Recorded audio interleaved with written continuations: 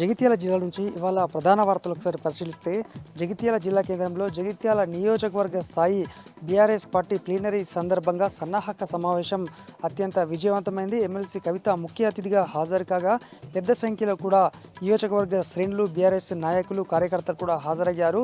27న జరిగేటువంటి సభకు ఉదయం నుంచే బారులు తీరుతామని ఈ సందర్భంగా ఎమ్మెల్సీ కవితకైతే చెప్పడం జరిగింది. మొత్తంగా వాళ్ళ సభ సక్సెస్తో మరొకసారి బీఆర్ఎస్ కేడర్లో జోష్ అయితే నెలకొంది.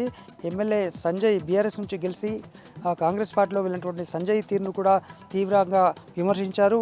మండల స్థాయి నాయకులు మొదలు ఎమ్మెల్సీ కవిత వరకు కూడా ఖచ్చితంగా ఈ విధమైనటువంటి వెన్నుపోటు పొడిచినటువంటి వ్యక్తికి ప్రజలే బుద్ధి చెప్తారంటూ ఈ సందర్భంగా ఎమ్మెల్సీ కవిత అన్నారు. ఈ కార్యక్రమంలో ఎమ్మెల్సీ ఎల్ రమణతో పాటు జిల్లా అధ్యక్షులు విద్యాసాగర్ రావు, మాజీ జెడ్పీ చైర్పర్సన్ దావ వసంత, జిల్లా అధ్యక్షులు విద్యాసాగర్ రావు, అలాగే బీఆర్ఎస్ శ్రేణులు పాల్గొన్నారు.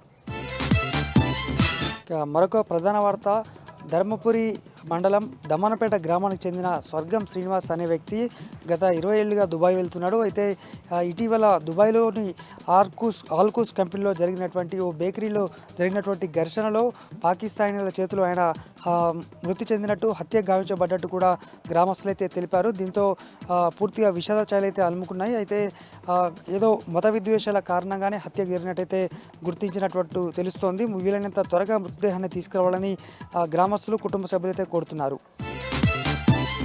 మరొక వార్త, కోరుట్ల పట్టణానికి చెందినటువంటి వెజ్జారపు కిషన్ అనేటువంటి వ్యక్తి దాదాపు 1980 సంవత్సరంలో మావోయిస్టులో నక్సలైట్లలో చేరాడు ఉద్యమంలో. అప్పటి నుంచి ఇప్పటివరకు కూడా కనిపించకుండా పోయాడు. అయితే ఇటీవల ఛత్తీస్గఢ్ అలాగే అనేక ప్రాంతాల్లో ఇటు ఎన్కౌంటర్లు జరుగుతున్న వేళ తన భర్త ఆచూకీ తెలపాలంటూ కూడా ఆమె భార్య కాళ్ళ వెళ్ళ పడుతోంది. తెలిసిన వాళ్ళల్లో అడుగుతోంది. పోలీసులకు కూడా ఫిర్యాదు చేసింది. జిల్లా కలెక్టర్ను కూడా కలిసింది.